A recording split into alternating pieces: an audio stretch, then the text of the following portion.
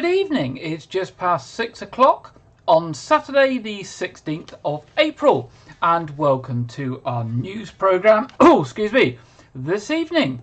And in the news this week, Weymouth Town Council are urging us all to make the most of Weymouth's wonderful outdoor spaces this Easter by trying out some of their trails, which can be found in the town's fabulous parks and gardens. A variety of free trails are available in the area, located in Lodmore Country Park, the Noath Gardens and Greenhill Gardens. Why not have a go at orienteering, get fit on one of the green gyms, or feel closer to nature by experiencing their wildlife sculptures and tree trails? If you visit Lodmore Country Park, you'll be able to enjoy 22 pieces of outdoor gym equipment, and you can see some typical ones there on the screen. The apparatus is suitable for all ages, ranges and abilities. It's open all year round, and most importantly it's free to use. It's a combination of strength, balance and cardio equipment. At the Lodmore Tree Trail, you can discover the answer to questions like which tree's timber is best for making boats, what species of tree was spread by squirrels, and which tree is known as the wizard's tree. You can discover the answer to these and much more at the Lodmore Tree Trail. It's a 45-minute circular walk around the country park, exploring the trees and the creatures that live in them. And a wildlife discovery sculpture trail can be found at Greenhill Gardens. The trail consists of 8 wildlife sculptures carved out of Portland stone by local artist Hannah Sofa. The sculptures are of Weymouth's everyday wildlife and are hidden around the gardens. Enjoy strolling through the beautiful gardens and finding out more about Weymouth's local wildlife. And then head over to the Noath Gardens and explore the wooden animal sculpture trail. Starting information is by the play area on the Noath, and you can spot the bat in the tree, spy a badger in a bush, watch out for the giant spider, and finish your trail with a picnic and play on the giant wooden bird.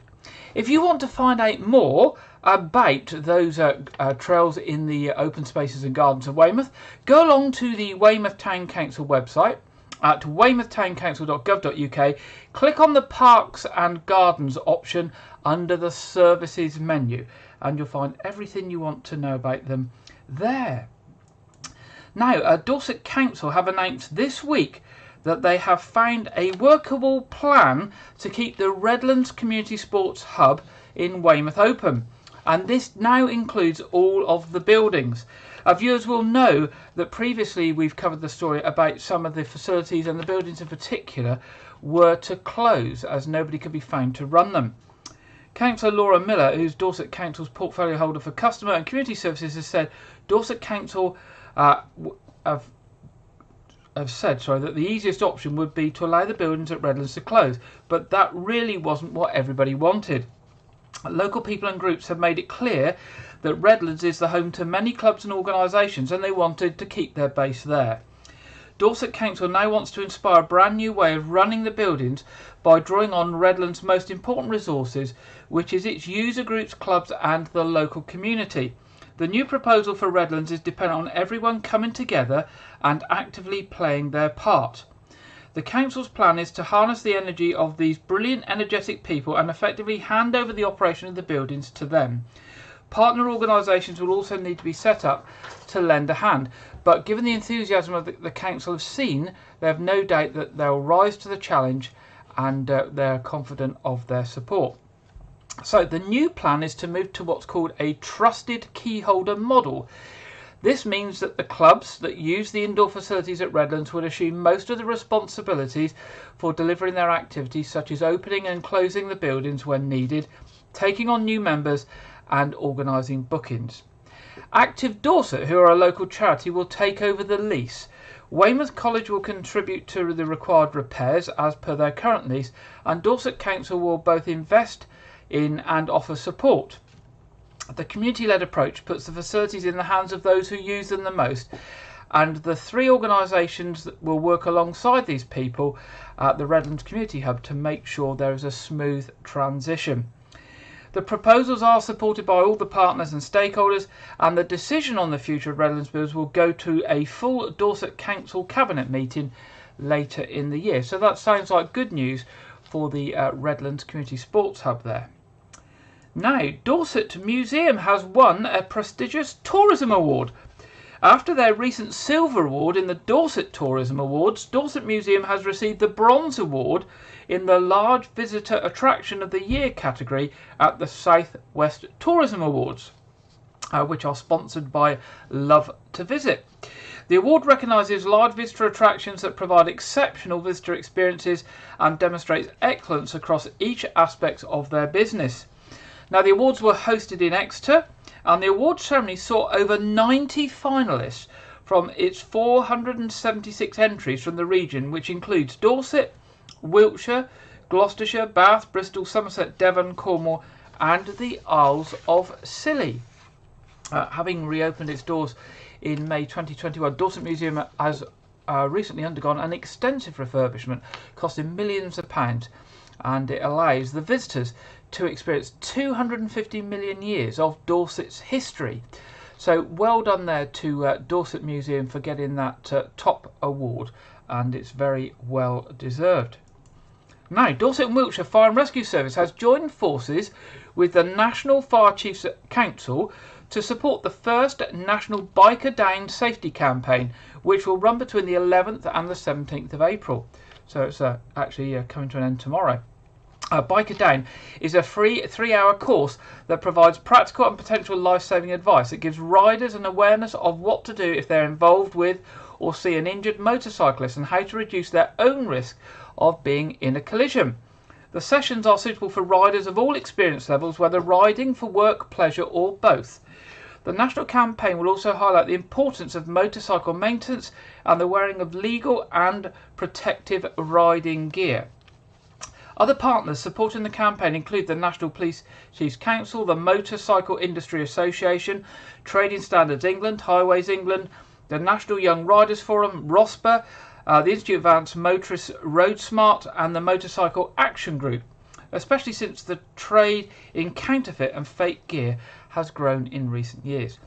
Now, despite motorcycles only making up 1% of vehicle traffic, in 2020 they accounted for 20% of road fatalities and 12% of road injuries nationally.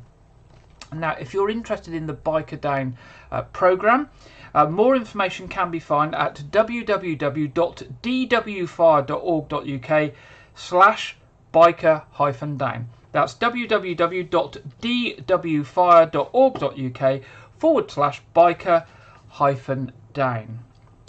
Now, newly installed solar panels at 2 of Dorset Council's waste depots are already producing over 200,000 kilowatt hours of renewable energy each year, and providing most of each building's power needs.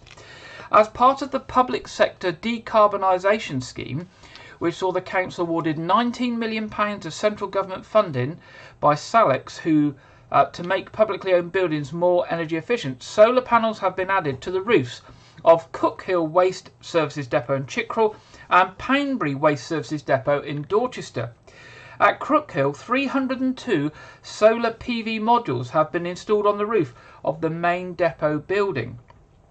These are expected to produce around 135,000 kilowatt hours of electricity each year, the equivalent of 36 homes' power, and saving around 30 tonnes of carbon emissions. While the panels are expected to provide around 70% of the power needed at the depot, it's worth noting that some recent sunny days have seen the whole of the site running purely on solar generated electricity alone, from dawn through until dusk. At the Poundbury depot, 182 panels have been added to the roof, and this will generate around 71,000 kilowatt hours each year, which is more than the site's typical annual usage, and will save around 18 tonnes of carbon dioxide annually. Now, similar panels are already being installed in schools, including here in White Regis, libraries and leisure centres as part of this programme. And this is being coordinated by Dorset Council's Sustainable Property team within the Assets and Property Directorate. The work also includes the installation of heat pumps, LED lighting and improved building management systems at various council sites and buildings across the county. The solar panels are not only good for the environment, but reducing the reliance on fossil fuels on these buildings where they're installed, and they will also help keep the utilities cost down for the premises, which, like residential premises across the county, are seeing a massive rise in electricity prices. So well done there to that scheme. And as a chair of school governors at a school that's getting some solar panels, we're obviously very keen to get them up and running to see how we can help reduce our carbon dioxide footprint, and also obviously reduce the cost of electricity. Now, with the Easter bank holiday here, Scottish and Southern Electric Networks distribution is encouraging customers in Dorset to think before they dig if you're working in your garden or on outdoor DIY projects. At springtime and with the first bank holiday weekend of the year, it's traditionally a busier time for people working on their homes and in their gardens. And SSEN warns to ensure customers have all the information they need to work safely on their planned projects. Striking an underground cable can have serious, if not potentially fatal, consequences, and SSEN are hoping that their annual awareness campaign, combined with readily available information on their website, will help people be safe before they start digging. As gardening and DIY projects increase through the springtime, safety incidents where underground cables were struck by the members of the public also increase. Each year, around 70 people across the UK suffer life-changing injuries as a result of accidentally striking underground cables. SSEN is aware that most of its customers will be gardening on a small scale, but some people will be doing deeper excavations of tree roots, fence post replacements, footpath widening or patio laying, requiring safety checks to be carried out before any works are started. Now, ahead of any significant works, the distribution network operator is encouraging people to think, could there be any cables there? Now, you can go onto their website and get some guidance, and that's at www.ssen.co.uk, keeping safe. So if you go to their website and search for keeping safe, you can also use a free to call 105 number to request guidance on any works that you're undertaking, or to report any issues on the network ahead of planned work. So if you think you're doing some deep excavations in your garden and you want to know if there's any cables there or how to keep yourself safe, go to the ssen.co.uk website and look for keeping safe, or give them a call on 105. Now, once again this week we have seen P&O cruise liner Arcadia moored up in Weymouth Bay, and it's likely to be there for a while. P&O have said that the ship will not set sail again until the summer due to a number of cruises it was due to make being cancelled due to staff shortages. P&O are saying that the impact on airlines and the hospitality industry due to COVID-19 has resulted in disruption to the available number of crew members for all of their ships. And crew that would have been on Arcadia have been deployed across the company's other 5 ships to ensure that appropriate numbers of staff are available to keep the ships operational and safe for the rest of the ships in the fleet. So Arcadia will be there for some time, I think through to the beginning of July currently. And unfortunately, I say a number of cruises that she was planned to do, about 6 have already been cancelled. So hopefully that doesn't affect any viewers of our programme, but it may well do, of course. Now, in October last year, Dorset Council launched the Dorset Educational Advice Line, an advice line for parents and carers who are worried that their child might not be making the progress that they should be, or who may believe their child might have emerging special educational needs. To date, they've spoken with approximately 60 Dorset families, talking to them about their worries and concerns and making sure they get the right help at the right time. And now an example of this is Sarah, whose daughter had been missing a lot of school due to severe anxiety. Sarah from West Dorset was concerned about her daughter's educational progress. Her daughter had developed severe anxiety over the last year, which led to her missing out on a significant amount of school. Her daughter hadn't felt able to attend school since November 2021, and Sarah was concerned that the education was being affected. Working together with her school, they had suggested some measures of support. However, her daughter's anxiety meant that attending school to receive this help was difficult. Sarah was unsure who to turn to until she came across the Dorset Education and Advice Line. After making contact, Claudia, who's one of the family workers there, gave her a call to understand the challenges her daughter faces and to talk through some advice and to see what support could be organised for Sarah and her family. As a result, her daughter now has support in place that is working. She has taken part in some educational activities which Sarah felt helped immensely. Her daughter is occasionally heading into school outside of normal school hours to get more comfortable with the school environment and is working to attending school full time. Now you can book a 15-minute appointment with one of the special educational needs family workers by calling a free phone number, and here is the number. It's 0800 14040441. That's 0800 14040441. Now the lines are open Monday to Friday, 10 a.m. to 4 p.m. during school term time only. That's 0800 14040441.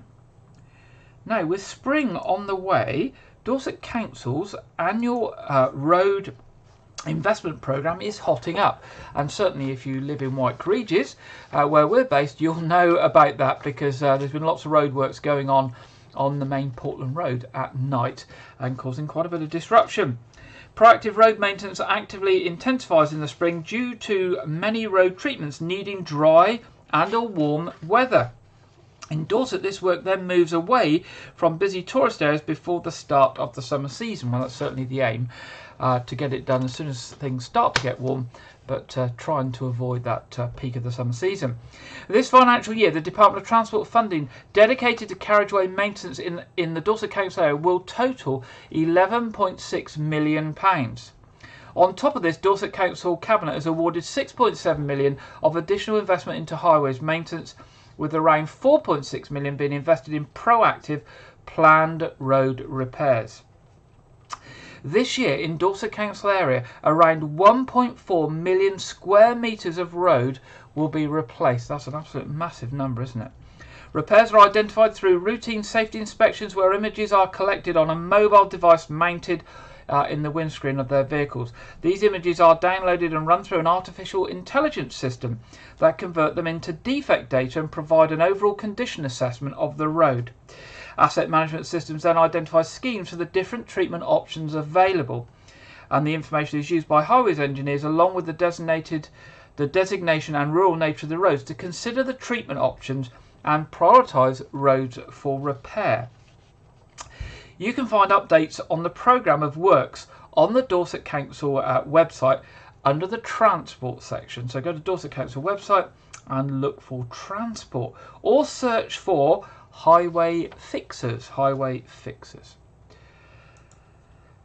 As preparations gather pace and street parties are being planned across the county to celebrate the Queen's Platinum Jubilee for the special 4-day bank holiday, Dorset Council is reminding residents that the deadline for applications for temporary road closures if you're holding a street party is fast approaching.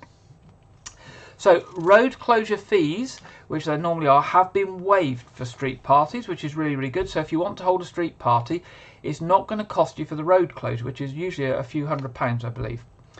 And that is only for the extended bank holiday weekend. But applications need to be in by the 21st of April. That's this week. So if you haven't got it in, just a few days left to get them in. So don't miss the deadline. The Queen's Platinum Jubilee is set to be the Council's biggest ever celebration. Dorset Council has already received 70 applications for temporary road closures for street parties. So just a few days left, 21st of April, get those applications in if you want to close your street for a street party over the Platinum Jubilee weekend. And finally, in our headlines tonight, it's all change for pantomimes in Weymouth. After 6 years of the current pantomime being produced by Lee Redwood and Made to Measure Productions, as they are parting company with Weymouth Pavilion after both parties were unable to agree new terms. It also means that the popular Pirates of the It also means that the popular Pirates of the Pavilion will not be happening this summer. Now, good news is Weymouth Pavilion are in talks with a new producer for the pantomime for this coming Christmas, so there's hope that the pantomime will continue, and we'll make an announcement soon. Also, Made to Measure Productions are also saying that they have some exciting news for the people of Weymouth as well. So it'll be a case of watching this space to see what Weymouth Pavilion have got planned, and also to see what we've got to hear from Made to Measure in the weeks ahead. Now that's the end of our news headlines this week. Now our first story this week is about Weymouth Museum. Now I don't know if you've visited Weymouth Museum, but we still do have a museum, or we've had a museum. It's recently been shut because it's located in the Brewers Quay complex, which is shut for refurbishment at the moment. However, there has been some brilliant news this week that they have been awarded a £99,000 grant from the lottery. Yes, £99,000. So earlier this week I went along to speak to Weymouth Museum Trust Chair Marcia about the plans for the museum, both in the short term and in the long term, and we'll hear that report now.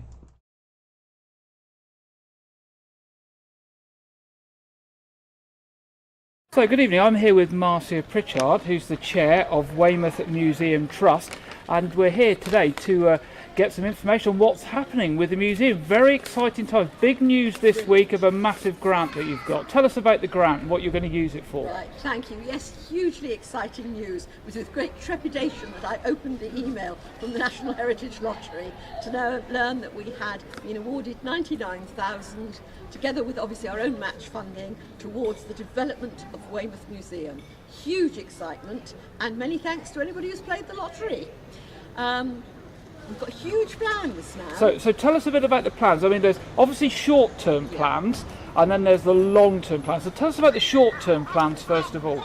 Well, up until now, as many people will know, we have lived in Brewers Quay, in what is a beautiful building, but has fallen into a little disrepair. And we are moving out to allow the developer now to work on the building. We have two strands to our project.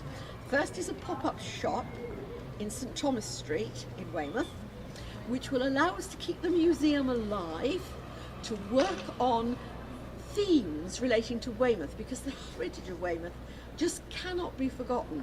So we're going to work on the theme of sea, sand and quay. So there'll be an opportunity to talk about the history of Weymouth from the earliest times, and we shall have exhibits and exhibitions there, as well as a shop, a museum shop, selling goods. But the exciting bit about that is, it's not just going to rely on the same volunteers that we have had before, who've done a fantastic job, but we are going to work in conjunction with people who we hope have never been inside a museum before, have very little idea of the possibilities and the excitement that a museum can encourage people to have. We're going to work with the schools, and we're going to work and encourage people who've never really set foot inside a museum to come and volunteer, to work on the artefacts, to learn about conserving the artefacts, to learn about what makes a good collection, and to learn about the stories that Weymouth can tell. So whereabouts is this pop-up shop going to be, and when can we expect to see it open? Right, it's in St Thomas's Street, top end of St Thomas's Street, near Wetherspoons, and mid-May.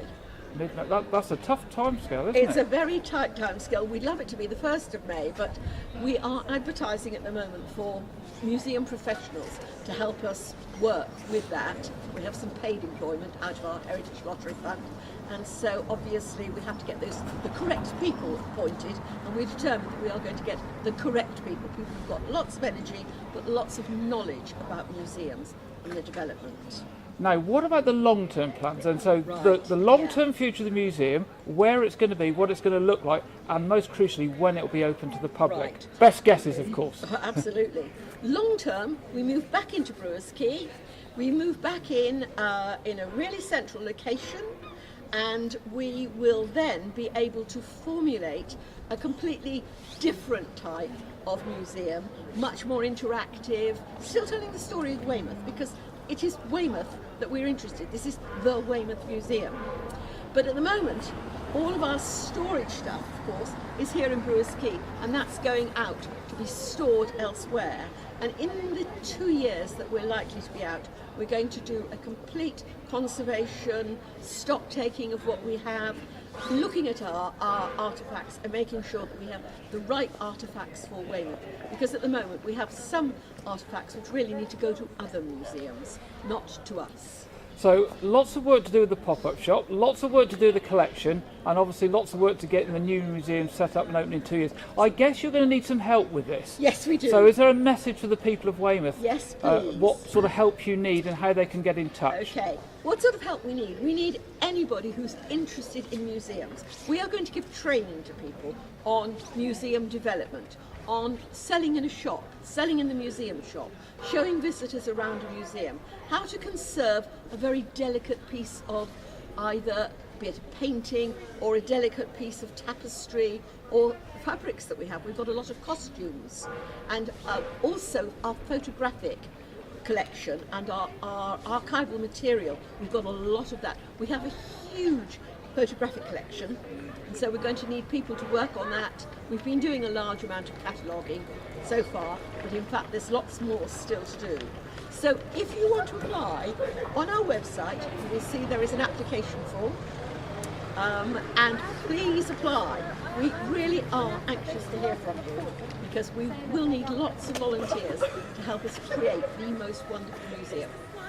Well, Marcia, thank you. Very exciting times. Really good news for you at the Museum Trust, and of course the people of Weymouth, keeping historic stuff there for people to see in the future. But lots of help needed. So we hope that people will ring in, phone in, go to the website, fill in the form, and be in touch with you. Definitely. Thank you very much for speaking to us. Thank you. Thank you. There we go. That's Marcia from Weymouth Museum Trust. She's the chair, and really exciting times there for Weymouth Museum, but lots and lots for them to do. So if you're interested in getting involved, volunteering, maybe to help them run the pop-up shop, or to help with some of the conservation under the guidance of some professionals, then do pop along to the Weymouth Museum website or their Facebook group and do pop them a message, and I'm sure they'll be very, very pleased to hear from you. Well, I'm sure you haven't missed the fact that, of course, it's the Easter holiday weekend. And one of the things with Easter is obviously it's a religious festival, but there's lots of different traditions. And of course, one of the things that we have at Easter is lots of Easter eggs. And I'm here eating my Easter eggs as I've been preparing for tonight's programme. And I have to say, I do enjoy a little bit of chocolate. Those that know me will know that. So I thought this weekend it would be good to have a think about some of the Easter customs and where they come from. So this week Janet Hall is looking at Easter customs and where they come from. So let's hear from Janet now.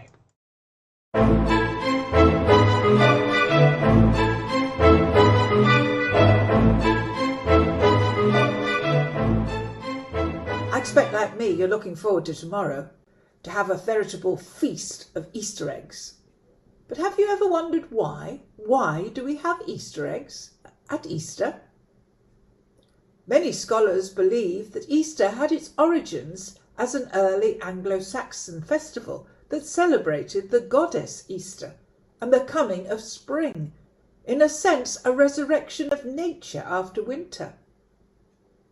Some Christian missionaries hoped that celebrating Christian holy days at the same time as pagan ones would encourage people to convert to Christianity, especially if some of the symbols carried over. Eggs were part of the celebration of Easter, and apparently eggs were eaten at the festival and also possibly buried in the ground to encourage fertility. As an egg is a symbol of new life, for Christians, Easter eggs are used as a symbol for the resurrection of Jesus. In the past, there were many more rules about fasting in Christian churches than there are today, and eating eggs was not allowed during the week leading up to Easter, or Holy Week. So any eggs laid that week were saved and decorated to make them Holy Week eggs, and they were then given to children as gifts. Victorians adapted the tradition with satin-covered cardboard eggs filled with Easter gifts. This has now developed into the tradition that many people enjoy today.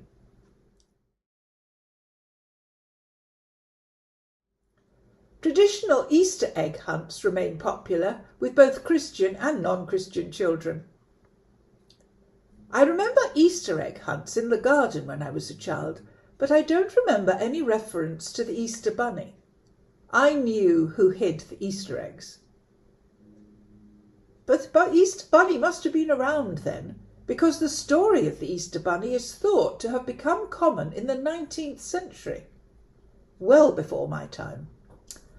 Rabbits usually give birth to a big litter of babies called kittens, so they become a symbol of new life.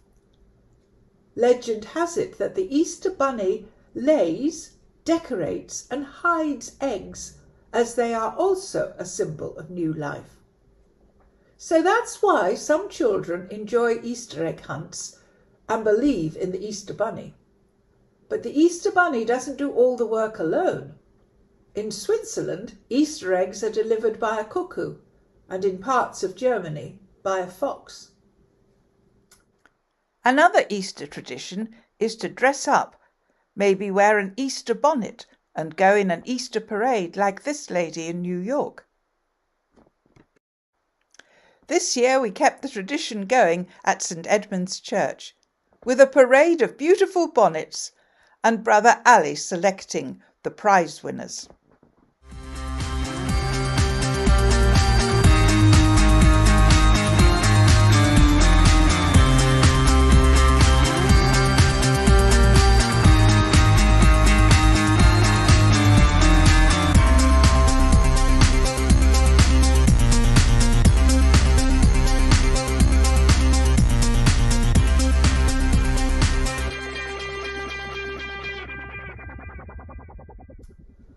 For me, the Easter bunny doesn't seem to come at all, but never mind. There's a shop round the corner where I can get an Easter egg. So I think I'll go and get one now, ready for tomorrow. Bye for now.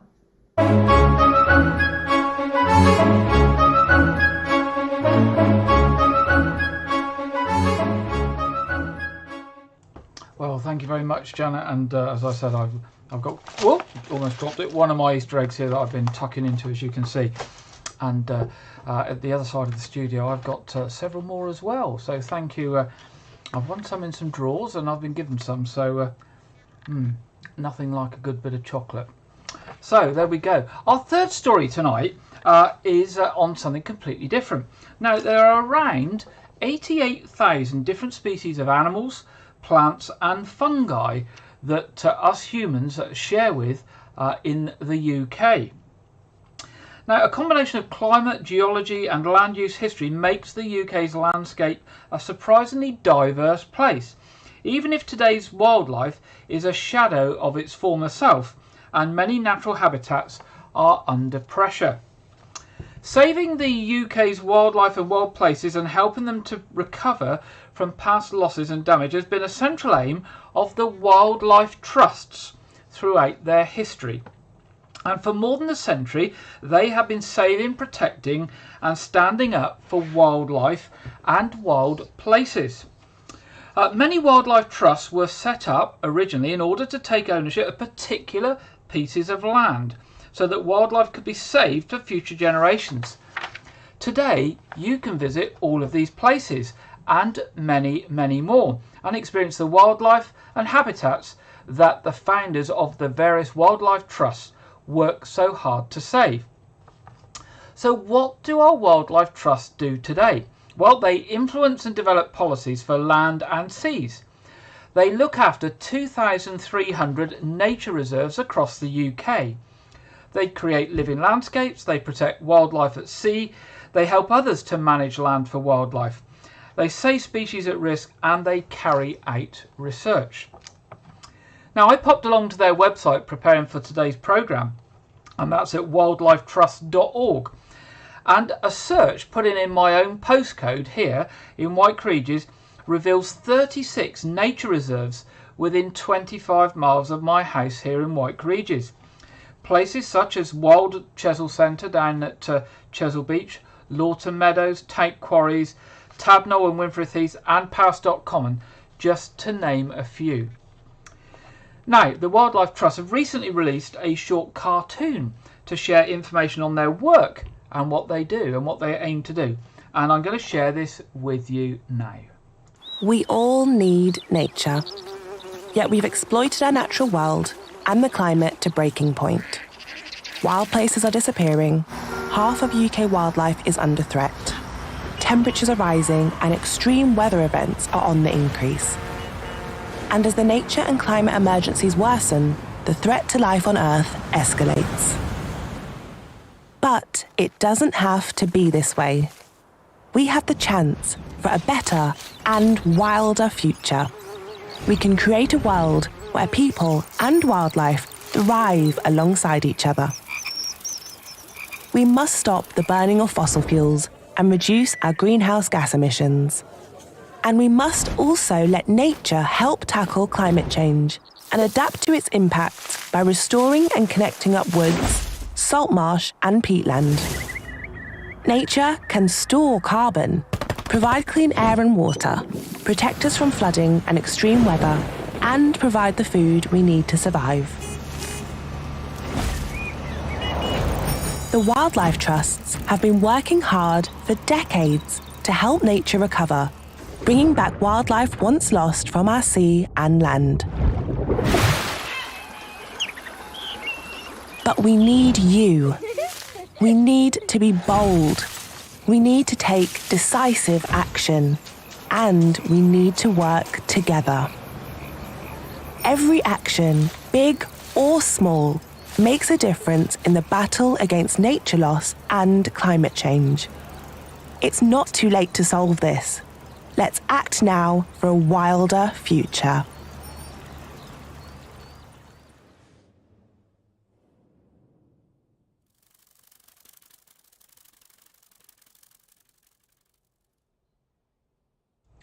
There we go, that's the wildlifetrust.org.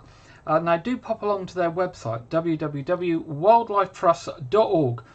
Lots of useful information on there about their work and things that you can do to help. But if nothing else, if you're looking for places to go for a nice walk, to enjoy the wildlife and the countryside, and to look for animals and plants, etc., there are lots of places. And as I say, a quick search today when I was preparing for this programme, I found 36 places within 25 miles of home, and some of them within walking distance. So it's worth a check, and it's worth a visit to some of those. So wildlifetrust.org, and have a look at those places available, and maybe take some of your fresh air exercise by looking at those places. Now it's time in the programme where we hear about the weather for the rest of the weekend and the week ahead, and we're joined this week by Greg Dewhurst from the Met Office for the National Weather Forecast. Over to Greg now. Hello there, I'm Greg Dewhurst and welcome to your latest broadcast. It continues to be a mostly dry Easter weekend with plenty of sunny spells, particularly in the south. Looking at the reason for this is high pressure is generally dominating. However, further north and west you are, lower pressure is in charge, and this will bring the risk of some rain, particularly by Easter Sunday and into Easter Monday. The evening, that dry theme continues for many. However, a weak weather front will bring some patchy rain into the Western Isles and parts of Northern Ireland Portland, and perhaps a few showers bubbling up across northern England, but most places staying dry. Easter Monday, outbreaks of rain for Northern Ireland, western Scotland, driest and sunniest the further southeast you are, temperatures reaching 20 or 21 Celsius. And then on Easter Monday, the risk of a few showers, but most places dry. Starting to feel fresher though, particularly across the north and the west. Highs in the southeast around 19 Celsius. If you'd like more information on where you are over the next few days, the weather can be found on our social media channels. Speak to you again soon. Thank you very much there, Greg, for the national weather forecast. And hopefully I look to do a bit more gardening over this weekend. Started doing some gardening yesterday. Lots of work to do in the garden. And it looks like it's going to be a good weekend for gardening tomorrow and Monday as well. And as you can see, the forecast is up for the week ahead now.